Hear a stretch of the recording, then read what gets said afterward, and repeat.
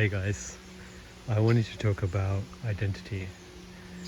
I've had the thought before that if I change my perspective of what I am, then my whole life changes because my life is based on what I am.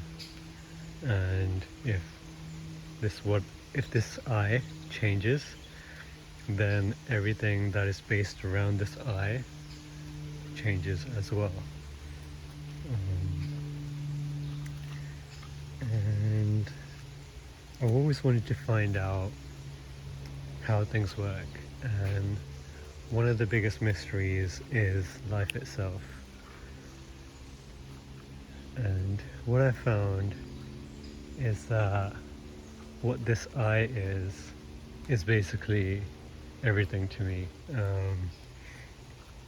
So I used to think that I was an individual, that I was a human body, that I was a certain person, I was a certain mind, and there were different people and who were different minds, different things, and there's different things going on. Like there's a tree, there's a rock, there's some leaves, there's the sky, and there's differences.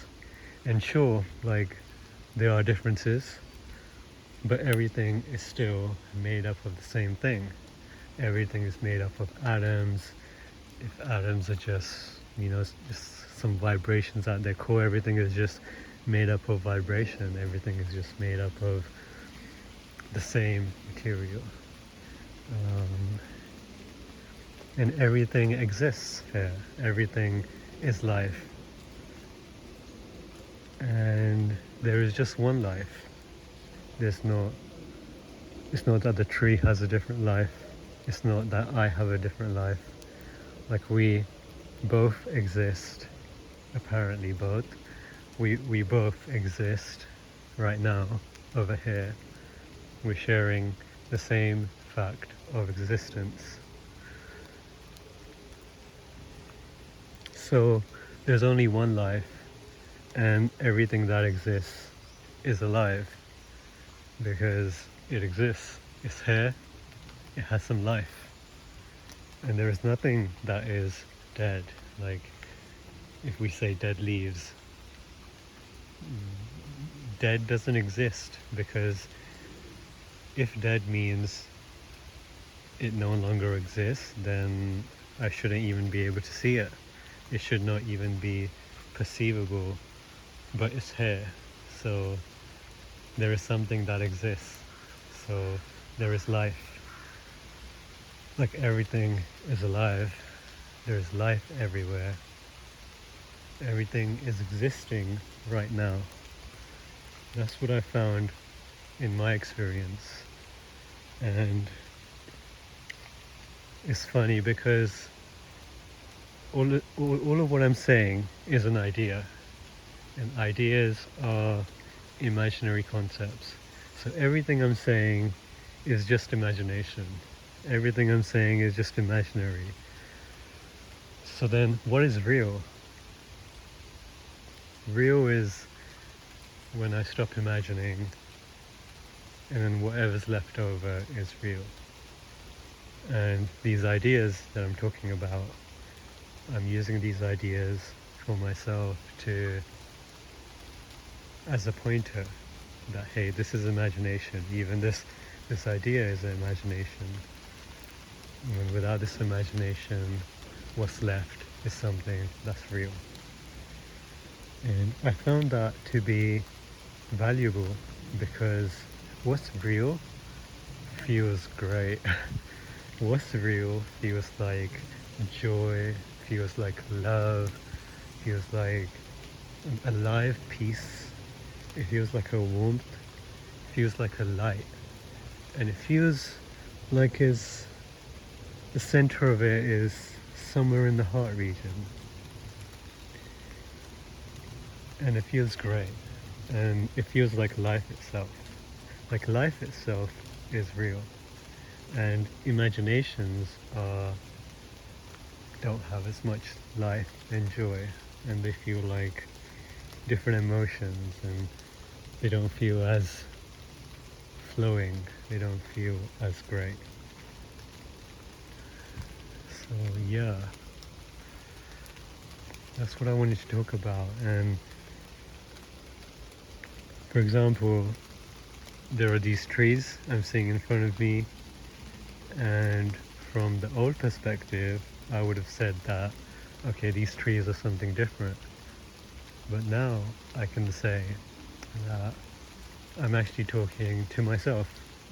Like, this is life, talking to life in this way, through the form of this body towards this tree, which is another form. But it's just life, talking to life. And all experience is just the same experience on like a screen of awareness, you could say. Like, I could say there's a difference between light and the difference between sound, difference between this picture and the difference between the sound of rain.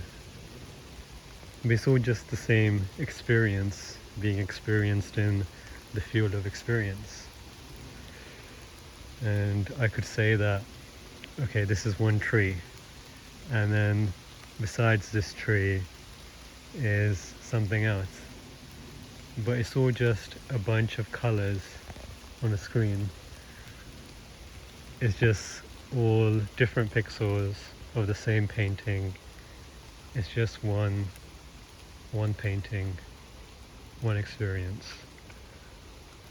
And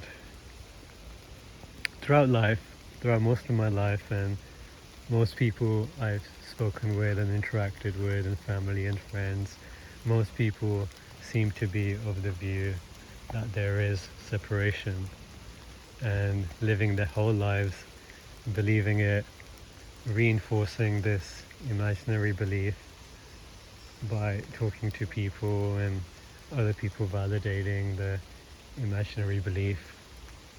But it's just an imagination, it's not real. It's funny how it can be so easy to be caught up in our minds and believing that imagination is real, when imagination is just imagination, it's not real. Even emotions of like sadness or anger or fear or anything, or grief, it feels like it's real, but it's just a feeling of something that is just an imaginary idea. For example, if I think about how, I was once in a relationship with someone, and then now I'm not, and then there's separation and there's grief, like that's an imaginary idea, because I am one with everything. There are no two things. There is no such thing as separation. And for some reason, somehow, in this moment, at this time, I'm experiencing life through this body. Somehow my perspective is narrowed.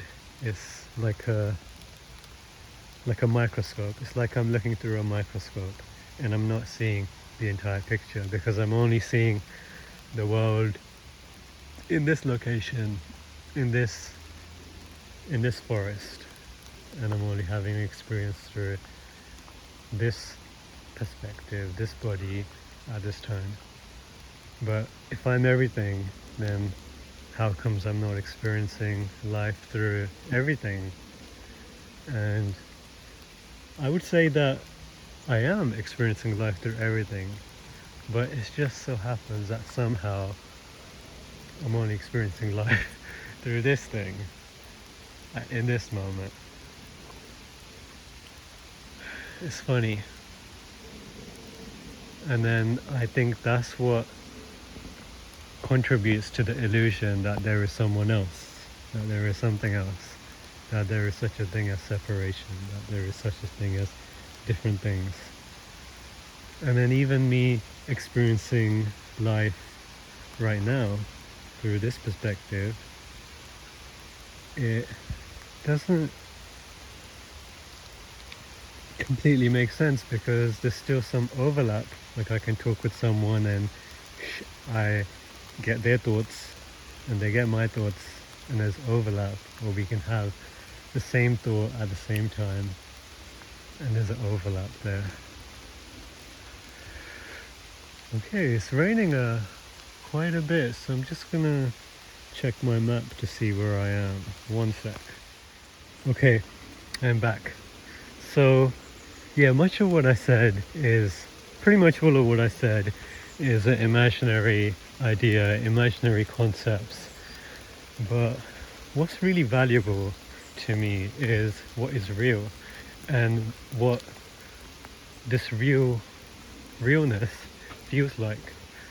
Because this realness, it feels like a light, this warmth, this joy, amazingness, love, and it feels absolutely amazing. And that is what my view is of what I really am. Like I am this joy that I feel, I am this love that I feel, I am this light, this warmth. And everyone and everything is this light and this warmth.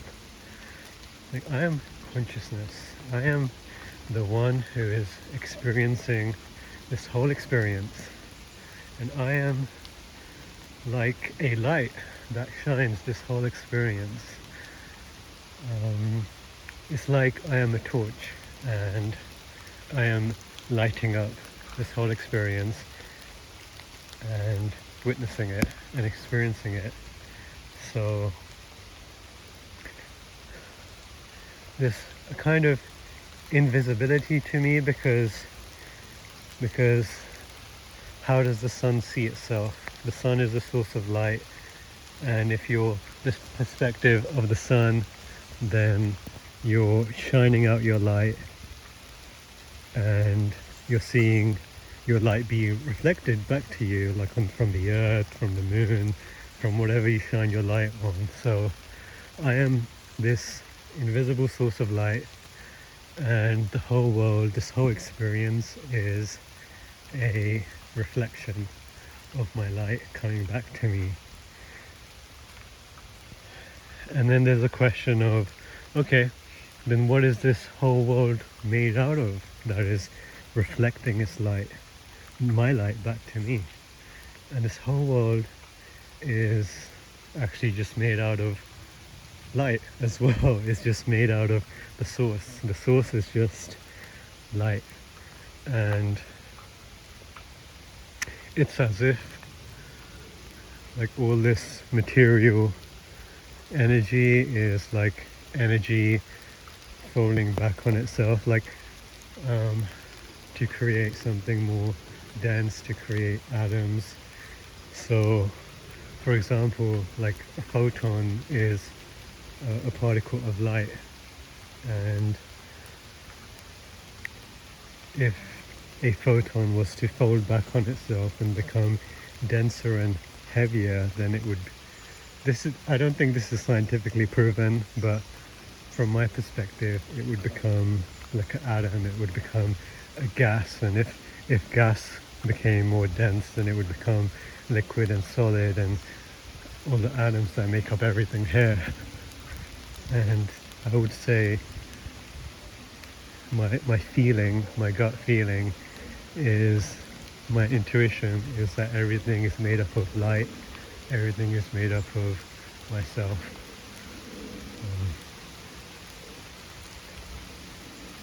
And it's interesting because I've not ever met anyone else. I've not ever met anything else. One sec. Yes, so I was saying that what's interesting is that I've not actually ever met anyone else. I've not ever touched anything else, because I am my own experience. I am the light of my experience. and everything that I experience is just a reflection of me.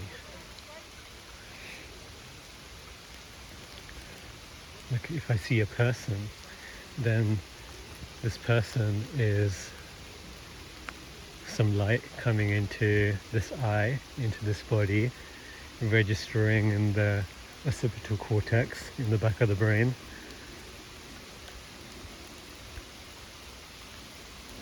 And then I'm having this experience somehow of this person.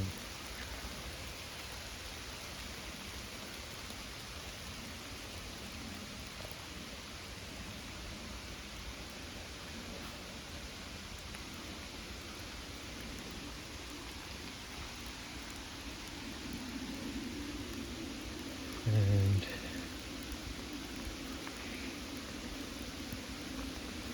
so if I touch something, like the atoms of this body don't really touch the atoms of something else. There's still some gap, like the protons and neutrons of this body don't touch the protons and neutrons of another body. And what I feel when I touch something is the receptors on the skin being triggered, creating an experience in the brain.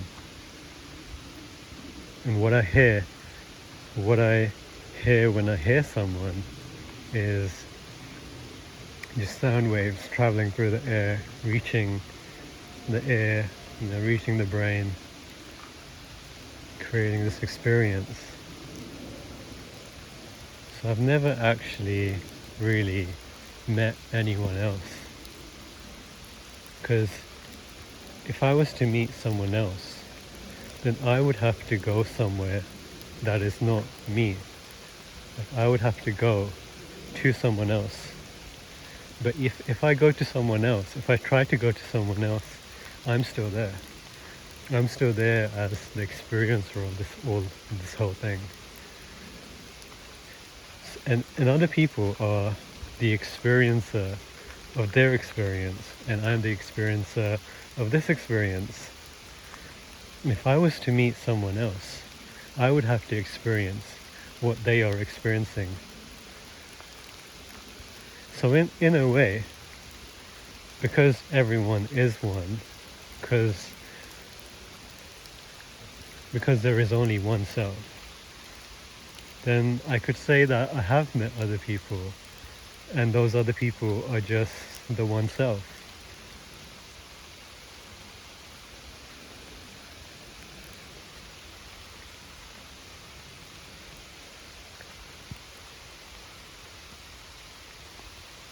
I really like the sound of rain. I just don't have a rain jacket on, which makes it more fun. But yeah,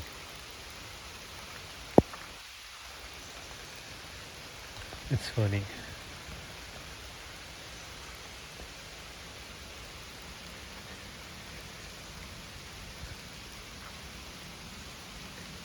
And even though I know all of this, the mind can still come back, and the patterns of the past that are going on can still come up, that behavior. And so I keep reminding myself again and again of the truth, and asking what is the truth. So I found that what really has meaning to me is feeling great. And I think that everyone wants to feel great. Even the word everyone is funny. Every one. Like everyone is one. The same one. Everywhere, everyone. But yeah, feeling great is amazing, and I would love to feel great all the time, or most of the time at least. And this feeling great is this light that I am when I'm perceiving this light clearly of what I am, when I'm relaxed and open and the light of myself is reaching myself and reflecting back to me a clearer vision of myself, then it feels like this warm, joyful, peaceful light. And that's what I am. And I want to be myself, and I want to express myself, my true self, as light, and I want to experience myself as well as this light. And I think that many people want to experience this joy, this amazingness, and this amazingness and this joy is what they are. I mean, that's what I want to experience, so I think that's what other people probably want to experience too. And I say other people, but you know what I mean now. There's not really any way of talking that doesn't imply some illusion, because all of talking is just ideas anyway. So yeah. And I found that if I share myself, if I give out joy, if I give out light, if I give out kindness, then it's not that I lose that kindness, it's not that I lose that joy. I actually feel happier by the joy flowing through me. And then I found that it creates happiness in other people. And then that same joy is reflected back to me. And then there's this greater joy that's just being spread throughout the world, throughout myself. The theory of atoms would say that if you give something away, then you've lost that thing. The theory of atoms and materialness would say that if I've given something, then if I'm giving joy, then I'm losing joy because I'm giving it away. But the idea of waves would say that if I'm sending out the wave of joy, then that wave of joy could be hitting another body, and then that wave of joy could be reflected by that body. There is even the law of resonance, that if one object is vibrating at a certain frequency, then it creates another object which is tuned to that frequency to vibrate also at the same frequency. So if I'm being joyful and spreading joy, then that can trigger the joyful parts of other people. It can remind other people of the joyful times that they've had and make them happier, and just spread this happiness throughout the world.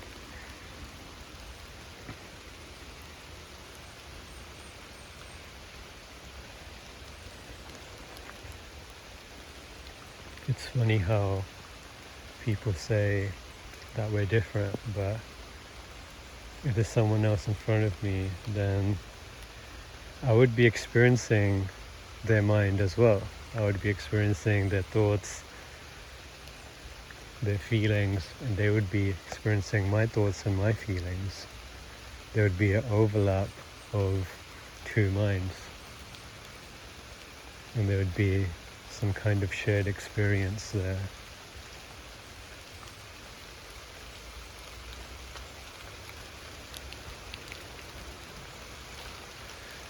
But yeah, that's what I wanted to talk about, and I wonder what your guys' views are, your experience on these kind of things, what your thoughts are, and what part you found interesting, and